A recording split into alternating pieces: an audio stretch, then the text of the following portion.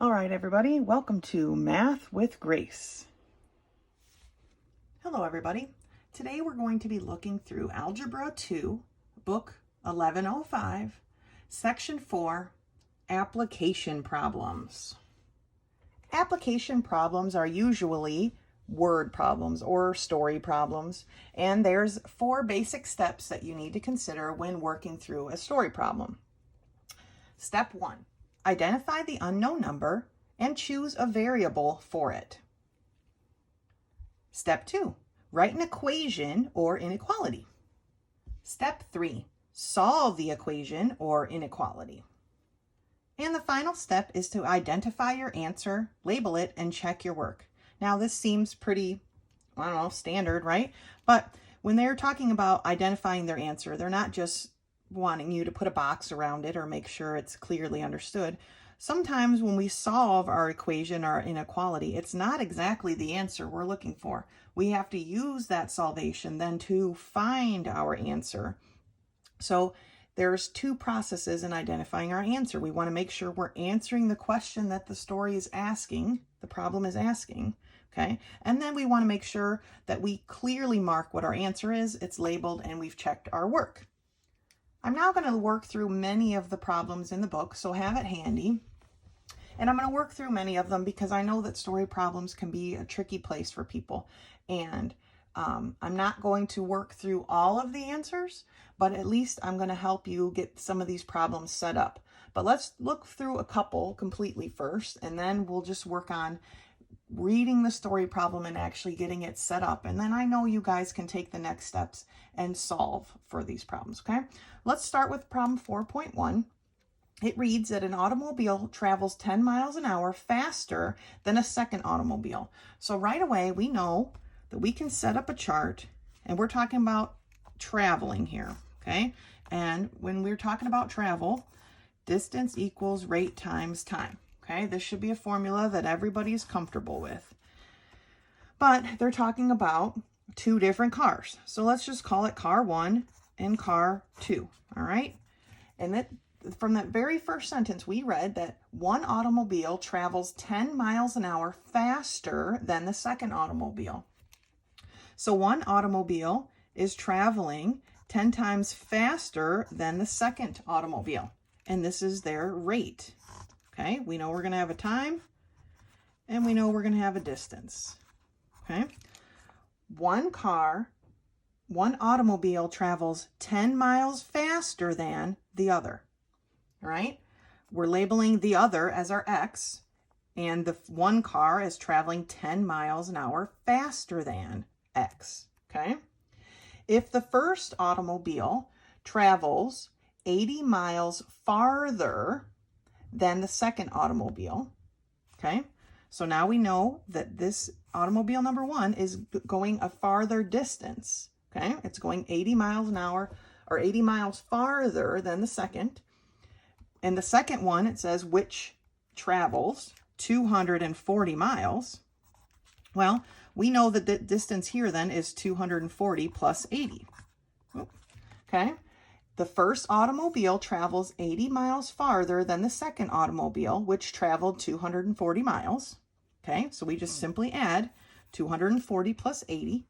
So we know that this first automobile traveled 320 miles. Okay, what will be the rate of each automobile if they travel for the same time? All right, here's the important part of this story problem. They traveled for the same time. So the time of automobile 1 is equal to the time of automobile 2. All right, here is our equation. This is the equation that we've set up. Now we just need to solve for it. Well, the first step here is filling in this box. We know that distance equals rate times time. So if we work and we want to solve for time, we would divide by the rate, so that our time is equal to the distance over the rate. Okay, if we divide by rate, we get distance over rate equals time. Okay, now we can fill in this part of our grid because we know the distance and the rate. So the time of automobile 1 is 320 over x plus 10. And the time of automobile number 2 is 240 over x. All right, now our chart is complete. Now we can use the equation that we've set up to solve this problem. We want to set our times equal to one another. We know then that 320 over x plus 10 is equal to 240 over x. All right, now looking at this problem, we've set up a proportion. Okay, remember when we talked about ratios, and when we set two ratios equal to one another, it becomes a proportion. When we have a proportion, we can cross multiply to find our answer. So from here, we know that 320x is equal to 240 times x plus 10. Okay? All right, so now we simply need to solve. We're going to have to distribute through here. 320x equals 240x plus 2,400. All right, we're going to subtract our 240 from both sides. Okay, it gets canceled on that side, and that leaves us with, we've already know the answer, right? That leaves us with 80x equal to 2,400. If we divide by 80, okay, our 80s here cancel, our zeros here cancel. Now, how many 8s go into 240? Well, we know that 3 8s go into 24, so our answer is 30. All right, 240 divided by 8 equals 30. Now we have the answer for our x. So car number 2 was traveling at 30 miles per hour. Okay. But what was car number 1 traveling? Car number 1 was traveling at 30 plus 10, right? Here's our rate for car number 1 was 30 plus 10. So that means car number 1 was traveling at 40 miles per hour, okay? So we walked through the processes, right? We read our story problem and identified our variable, identified what we're looking for, and we gave it a variable, right? We then finished reading out our story problem and we found out what our equation needed to be. Then we were able to plug in the information given to us, solve it through regular algebra, and solve for our variable. All right, and in this case, our variable fit in perfectly for car number 2, but we had to make sure we added our extra 10 here for car number 1.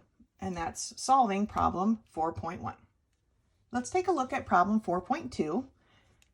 And remember, most of these, let me see this section here. Yeah, so this first section through problem 10 are all distance equals rate times time type problems, okay?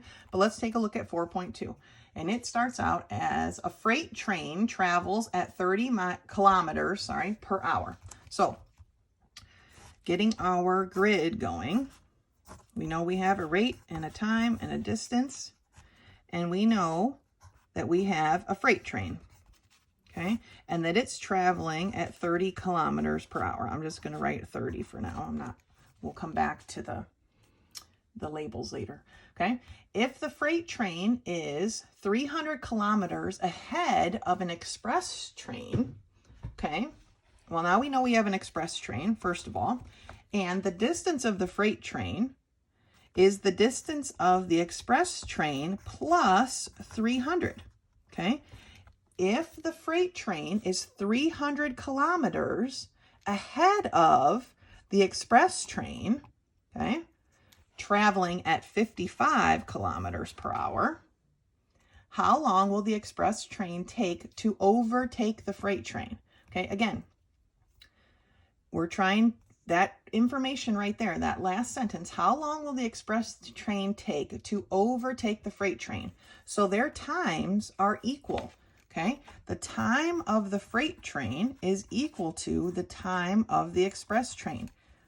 They're at this starting point, okay? Here's the express train. The freight train is 300 kilometers ahead.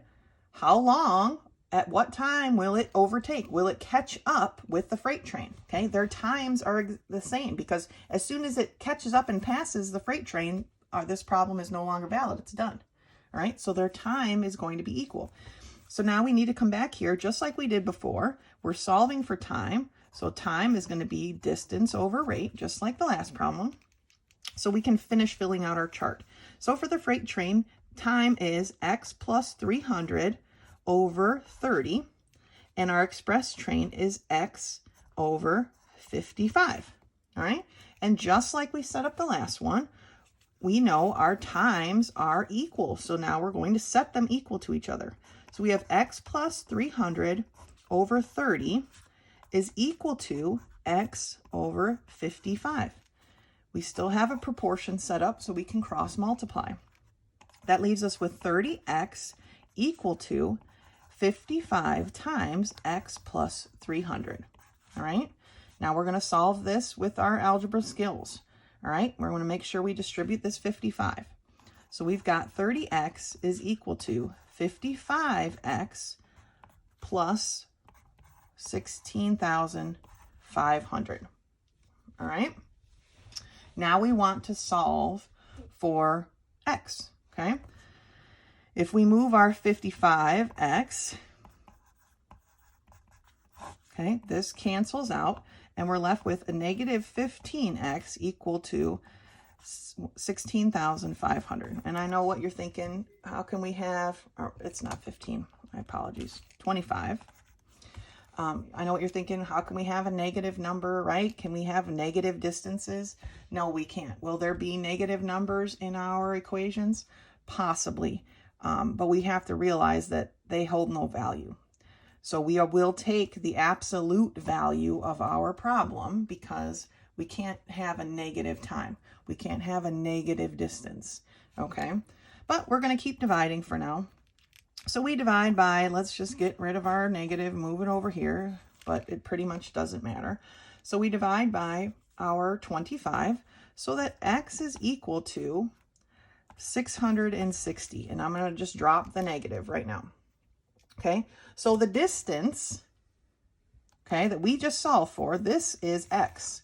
X is our distance. How long is this express train going to travel? It's going to travel 660 kilometers, but that's not what they're asking. They're asking us how long will the express train take to overtake the freight train. So it will overtake the freight train in 660 kilometers, but they want to know how long it's going to take to get there. So we're going to come back to this, okay? So then we're going to put in our x. 660 over 55, okay? It's giving us our distance over our rate. It's going to give us kilometers per hour, okay?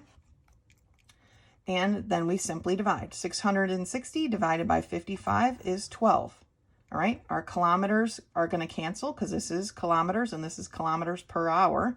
So our kilometers cancel and all we're left with is hours. It will take 12 hours for the express train to catch up with the freight train.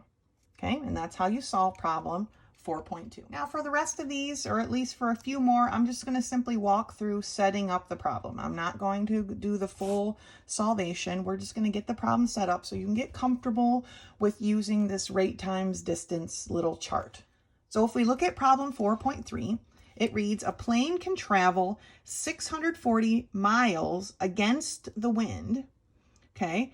In the same time, it can travel 800 miles with the wind, okay? So now we've got kind of a weird setup because we're talking about wind. All right, so, but we still have two things we're comparing, and they still have a rate and a time and a distance, okay? So looking at it, we've got a plane traveling against the wind. So against the wind, I'm just going to label it AW, okay? It can travel 640 miles, okay? In the same time, so again, our two times are going to be the same, okay? As it can travel 800 miles with the wind. So then we've got with the wind. Time with the wind equals time against the wind. All right. Against the wind in a certain amount of time, it can go only 640 miles.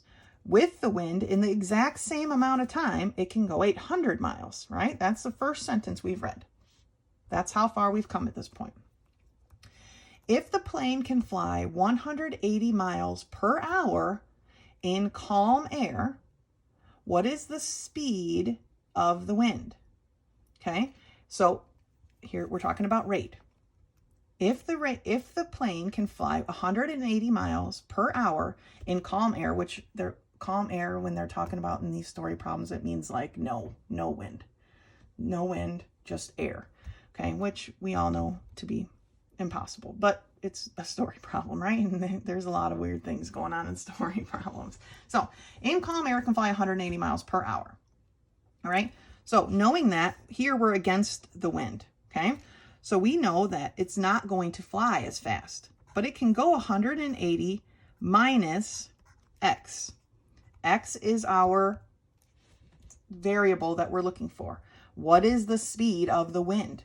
Well, if it can go 180 miles per hour with no wind, here we're against the wind, so we are subtracting our theoretical wind that we are trying to figure out, okay? So it can go 180 miles per hour with no wind. So when it's flying against the wind, it's going to go 180 miles per hour minus the wind, minus how fast the wind is going or how much pressure the wind is putting on it. And opposite here with the wind, it can go 180 miles an hour plus the wind, okay? It can go 180 miles per hour with no wind. Therefore, if there is wind, it's going to go faster. It's going to go that 180 plus the wind. The wind helps things move along. That's why it's traveling farther, okay? Now, we have our setup here, but we're still missing our time. Remember from the last two problems that time equals distance over rate. It's going to be the same thing here. So for our time for against the wind is 640 over 180 minus x, okay? And our with the wind is 800 over 180 plus x, okay? So that's how we set up our chart. Here is our equation that we've got set up.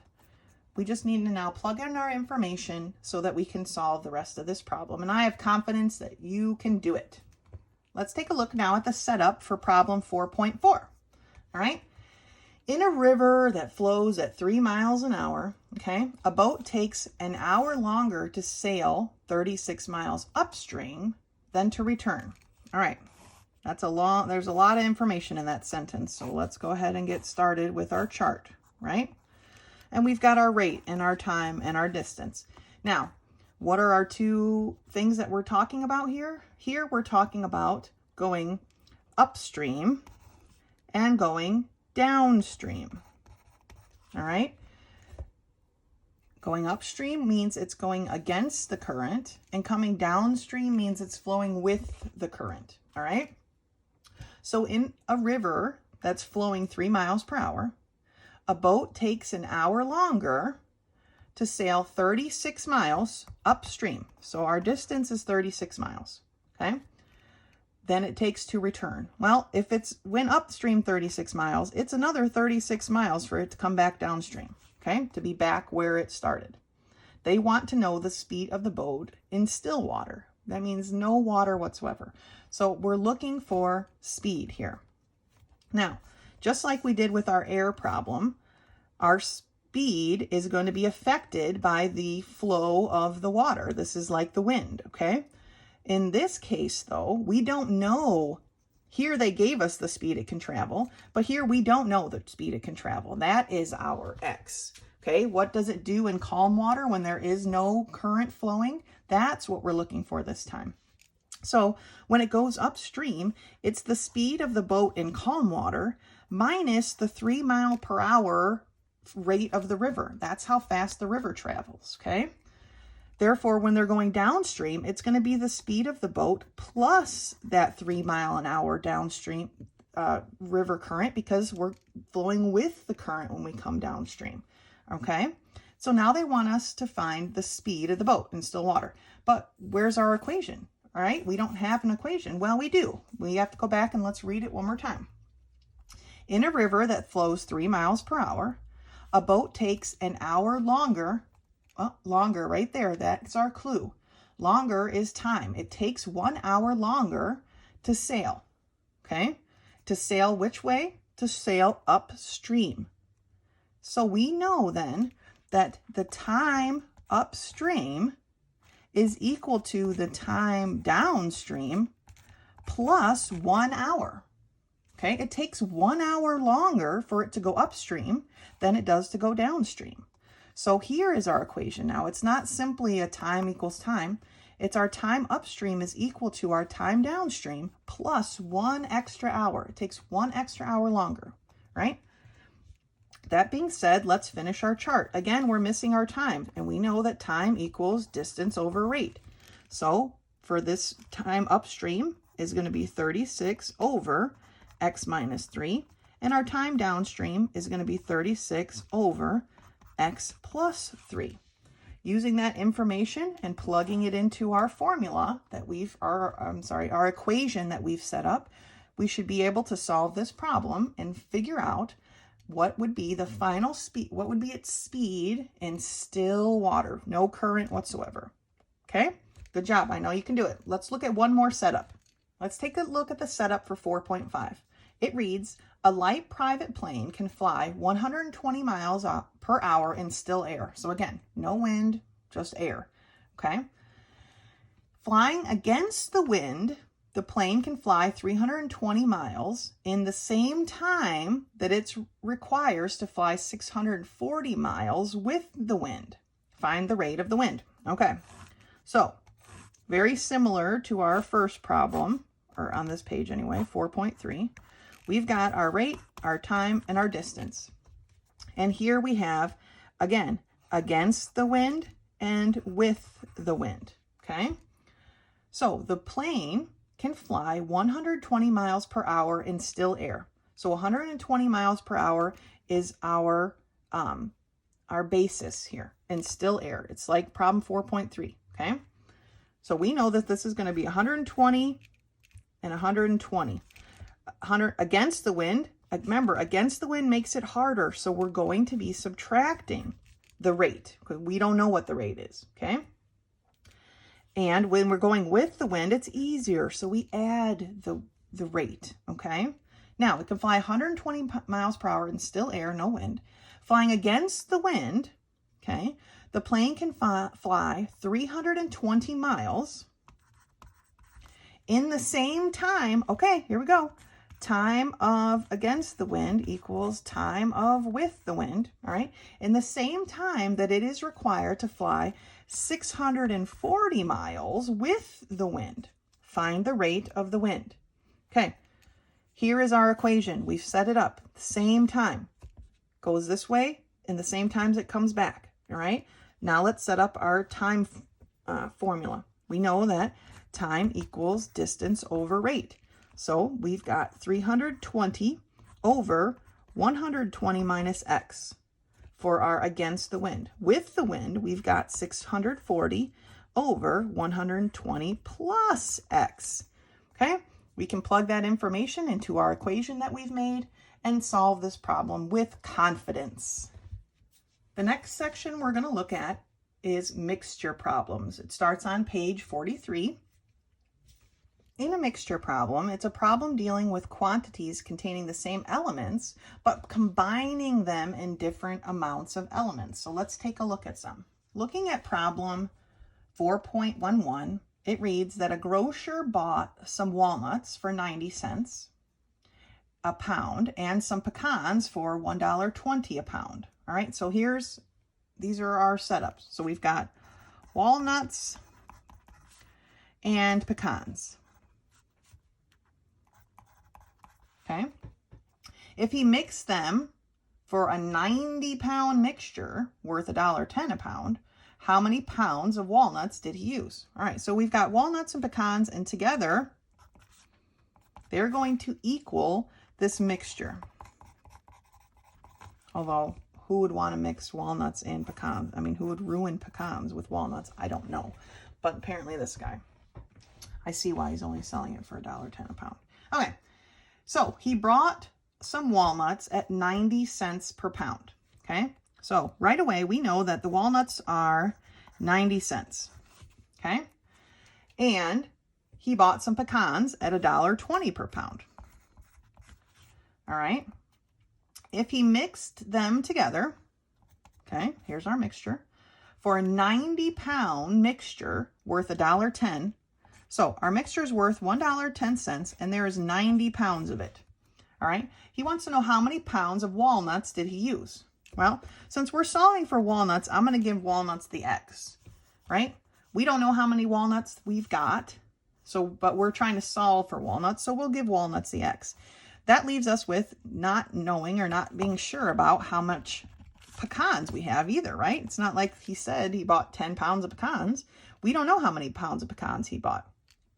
But we can figure it out because together there are 90 pounds of nuts, okay? And 90 pounds of nuts minus the walnuts is going to tell us how many pecans there are, right? So pecans is going to equal the total poundage of mixture minus the walnuts. And walnuts we've given the variable of X. So here's what our pecans weight. The weight of our pecans is 90 minus X. So we can plug that in right here, which I didn't leave myself a lot of room, but it'll fit. All right. And this is a plus. So now we can solve this problem. So we've got 0.9x plus, and now we need to make sure we distribute this through, okay? And it comes out to 108 minus 1.2x is going to be equal to 99, okay? That's our whole equation. Now we're going to combine our like terms over here, which is our x's, okay? And we're going to end up with negative 0.3x, okay, plus 108 equals 99. Well, we need to get rid of this 108. So we're going to subtract it on both sides. So we've got 0.3x is equal to negative 9. Okay. We divide by our negative 0.3. So we know that our x is equal to 30. Our x is equal to 30 pounds. So he has how many walnuts? How much walnuts? He's got 30 pounds of walnuts. Okay, now you could figure out how many pounds of pecans he has fairly easily, but that's not the question in hand here. They want to know how much walnuts did he use in this mixture? And he used 30 pounds of walnuts. So we've set up, we figured out we're working with price and pounds here. They gave us the price and they're asking us the pounds for the walnuts. They gave us the price and we could figure out the pounds for the pecans, and then they gave us the price and the pounds of the final mixture, combining them into one package, okay? With that set up, we could put in our variables and then solve with our algebra skills. Let's take a look at another problem. If we take a look at problem 4.12, it reads that a dairyman has 300 pounds of milk testing at 3% butterfat. All right, so we've got a 3% fat, and we have 300 pounds of it, okay? How many pounds of skimmed milk? Okay, so skimmed milk is what? Skimmed milk is 0%, right? There is no butterfat, okay? So how many pounds of skimmed milk with 0 butterfat must he remove? We are taking this out. We are removing it, okay? And here's our 0 because we don't know. Well, we do know. We know that the percentage is 0. Here our percentage is 0.03, right? 3% is 0.03 in a decimal form. We've got 300 pounds of it. How many pounds of this skim milk do we have? We don't know. Okay, but he wants to make a buttermilk or a milk that has 3.6% butterfat. Okay, that's what his goal is. So if a dairyman has 300 pounds testing at 3% butterfat. How many pounds, which is our x, of skim milk at 0% butterfat must he remove, take away, to have milk that tests at 3.6% butterfat? Okay, so 3.6 as a decimal is 0.036, all right? How many pounds of it are we going to have? What is our quantity here? Well, we're starting with 300 pounds, and we're taking away how much? We're taking away X amount. So we're going to be left with 300 minus X amount. Okay, this is our final poundage, is going to be the 300 pounds we started with minus the X amount that we're trying to figure out. Okay, so our equation is set and ready to go. Let's work it out. Okay, 300 times 0.3 is going to be 9. X times 0 is 0. So 9 minus 0 is going to be equal to, now we need to make sure we distribute our percentage, or 0.036 all the way through here. And it's going to give us 10.8 minus 0.036x. Okay, well, 9 minus 0 is just 9. If we subtract 10.8 from this side, from both sides, I'm sorry, it cancels here, and we're left with a negative 1.8 equal to negative 0.036x. If we divide by negative 0.036 on both sides, it tells us that our x is equal to 50, okay? Well, if our x is equal to 50, that tells us that we need, for our skim milk, we need to take away 50 pounds of it. 50 pounds of skim milk has to be removed to get a buttermilk with a 3.6% butterfat, okay? Which tells us that we will be left with 250 pounds of butter. You know, there's more information you could find out, but this is what they're asking. How much do we have to remove? We have to remove 50 pounds of 0% fat to bump up our fat level to 3.6%. That's how we solve number 12. Just like on the last problems, now I'm going to go through just the setup on a couple of these, and then you can work them out on your own. But let's take a look at 413. A druggist wants to reduce a 20-ounce quantity of 7% solution of iodine. Okay, so we've got iodine, and we've got 7% of it.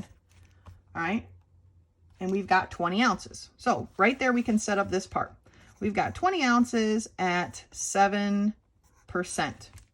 All right, and he wants to reduce it by adding, well, there's our hint. We're adding, right? So a plus, pure alcohol.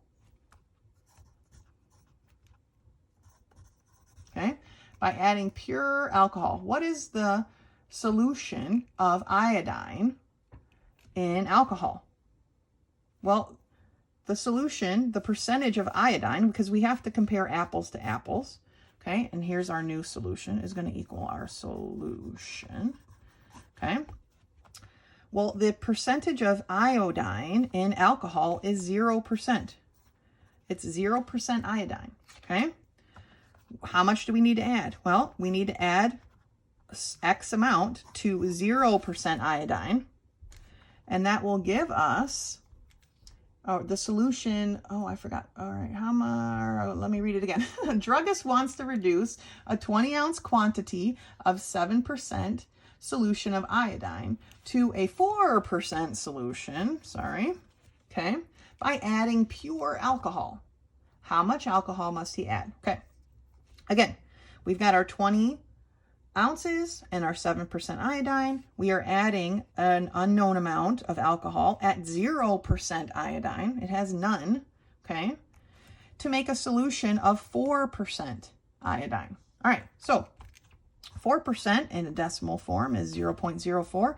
And just like our other problem that we did, we need to know what solution is going to be left. Well, here we're adding, though. We're starting with 20 ounces, and we're adding X amount. So we're going to be left with 20 plus x. So now we can solve for our solution. Make sure you distribute properly through here. And you're just going to work this out like a regular algebra problem. All right, I know you guys can do it. All right, let's take a look at 414. All right, 414 reads, a dealer wishes to produce 300 quarts of oil worth 80 cents. Okay, so this time they're starting out with what they want to produce. Okay, he wants to produce 300 quarts of oil worth 80 cents. All right, how is he going to do that? Let's find out. Okay, he has oil worth 72 cents a quart. So we've got oil at 72 cents. Okay, we know how we can write 72 cents as 0.72. All right, and oil worth $1.04 a quart. So he's got two separate kinds of oils he's going to mix. And it's $1.04 for this quart. Okay. So 1.04. All right. They don't quite line up, but that's okay. How many quarts of each should he mix? All right. So for this one, we don't know how many quarts of either that we have, right? So we just need to mark one as our x and then figure out the next one. So I'm just going to mark the first oil, the 72 cent oil, with my x. And then we need to know how much is for this oil. Well, similar to our con problem, we know that the total weight of the oil is going to be 300 quarts. So for our $1.04 oil, it's simply going to be the 300 quarts minus our our 72 cent oil. Okay. So we've got one oil we've marked with our variable. We don't know how much of this oil, we don't know how much of this oil, but we needed to find out their relationship. Well, their relationship is the total amount of oil minus one or the other. We decided to make this our minus, so here it is, okay? 300 minus x. Make sure you distribute fully through there when you answer this problem, but we can solve this like a general algebra problem at this point. Okay, you guys got this. Piece of cake. All right, let's take a look at 415. Well, this is the last one we're going to set up for you, and then you guys can contact me if you have questions. 4.15 reads, a solution containing 32 pounds of water and 8 pounds of acid, okay, a solution contains 32 pounds of water and 8 pounds of acid. If a 40% acid solution results from evaporation, how many pounds of water have evaporated? So the 40% solution is the end result, okay? And we write 40% as 0.40%, or as a decimal, sorry, 0.40, okay? Evaporation comes from when what gets removed? Acid? No, it's just simply the water. How much water evaporates to get us to this point? Well, that's at a 0% solution. Water has 0% acid in it. He wants an acid of 40%. So how much of that water is going to evaporate? Well, here's our percentage, and we don't know. Now, coming back to our original solution we're starting with, okay? Evaporation means it's going away, okay? But figuring out the beginning solution is kind of weird, right? So it's solution that contains, and I'm going to write it, let's do it over here, 32 pounds of water and 8 pounds of acid. Okay, well, how would we figure out the percentage? What is the percentage of this solution? Because that's what we're talking. We're working with percentages. We need to stay working with percentages. Okay, well, we want the percent of acid. Okay, how much do we have all together? Well, if we add these together, we've got a 40 pounds of solution, right? We've got 40 pounds of solution, 32 pounds of it is water, 8 pounds of it is acid, 40 pounds altogether. So when we put 8 over 40, okay, that will give us our percentage. 8 over 40 is the same as 1/5, which we know is 20%. So this original solution is a 20% solution. Okay, that's what we're starting with. And how much of it are we starting with? We're starting with 40 pounds of it. So we're starting with 40 pounds of a 20% solution, minus how many pounds of 0% solution, or water basically. How much of the water are we taking out to get our final product? Well, what is going to be the weight of our final product? It's going to be the 40 pounds that we start with minus the X amount of water that we are removing, okay? That's the final weight of our product. The 40 pounds we're beginning with minus the X amount of water that we're taking out, okay? When you're working this problem, again, don't forget to distribute properly through these problems to work out your algebra, okay? Those are all the solution ones I'm going to go through for today. I know you guys can work through this. If you have a problem, let me know. The last thing we're going to talk about in this section 4 of book 1105 are work problems, okay? With work problems, the entire job is represented by the number 1. It's represented by the number 1 because the entire job is one thing. It's one closed system, this whole entire job. So let's take a look at a couple of these problems to get an idea of how we set. Problem 421 reads, Ted can mow a lawn in 5 minutes. Okay. I like to label things, and I like to set them up so I can see who's doing what. Okay. Ted can mow a lawn in 5 minutes by using his power mower. Galen, okay, here's Galen, takes 15 minutes to mow the same lawn using a push mower. Okay, how many minutes would the job take if the two boys work together? Okay, so here's our job. What is our job equal to? Our job is equal to 1. Okay, it's one job. All right, now we want to know how many minutes it would take for them to work together. Okay, so to set this problem up, it's going to be X amount of minutes, right? Except Ted can do the job in 5 minutes, and Galen can do the job in 15 on their own. They can do the job in 5 minutes for Ted, and on Galen, if Galen did it by himself, he could do it in 15 minutes. So Galen can do, we want to figure out how much he can do of the whole minute, the time it takes to do this job. Okay, this is how these problems are kind of weird, but this is how we set it up, okay? We don't know how long it would take them to do it together, but we know how long it would take them to do it by themselves, okay? Together on top, by themselves on the bottom. All right, now we just need to add these problems together, or add these fractions together, but instead of doing that, I'm going to look at the lowest common denominator, which for this case is 15, equals. Our lowest common denominator is 15, so I'm going to multiply the whole entire problem by 15 to clear out these denominators, and we have no more fractions, okay? For this first problem, there are 3 5s and 15, so we're left with 3x, okay? There's only one 15 and a 15, so that just leaves an x, and then 1 times 15 is 15. We can add our like terms, which my brain didn't want to do right that second. So we get 4x is equal to 15, divide it by 4, so that our x is going to equal 15 over 4, but we can reduce that to a mixed number, which would give us 3 3/4 minute, okay?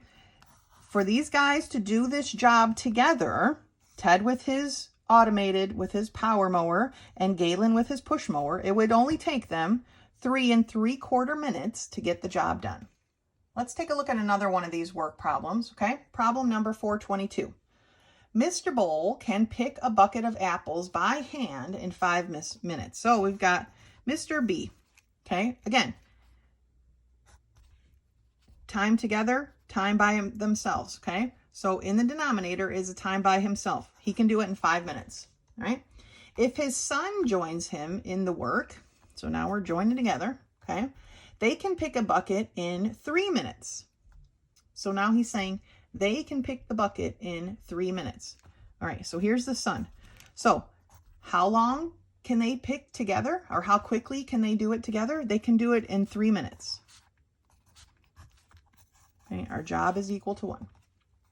They can do the job together in 3 minutes. If the son joins him in the work, they can pick a bucket in 3 minutes. So together, it's 3 minutes. How long would it take the son to do the job by himself? All right, well, so the son's job by himself is our x in this case, okay? Now, just like we did the other problem, I want to get rid of the fractions and not have any denominators. So our lowest common denominator here is 5x. For this first part, our 5's would cancel, so we're left with 3x. In this second part, with the son, our x's would cancel, so we're left with 5 times 3, which is 15. Okay, and then 1 times 5x is 5x. Now we solve for x just like any other algebra problem by subtracting our 3 from both sides. Okay, that cancels out, and we're left with 15 equal to 2x. Divide by 2, and we know then that x is equal to 15 over 2, or 7.5 minutes. Okay, it would take the son 7.5 minutes to pick a bushel of, or a bucket of apples by himself. Okay, that's problem 422. For these next few problems, I'm just going to get them set up for you, and we're going to talk it through, and then I'll let you work out the actual solutions on your own. But let's take a look at problems 423. So it reads that one pipe can fill a tank in 24 minutes. So we've got pipe number 1, and it's going to fill the tank. Remember, so the denominator is on your own, and the numerator is together. Okay, so on your own, this pipe can fill a tank in 24 minutes.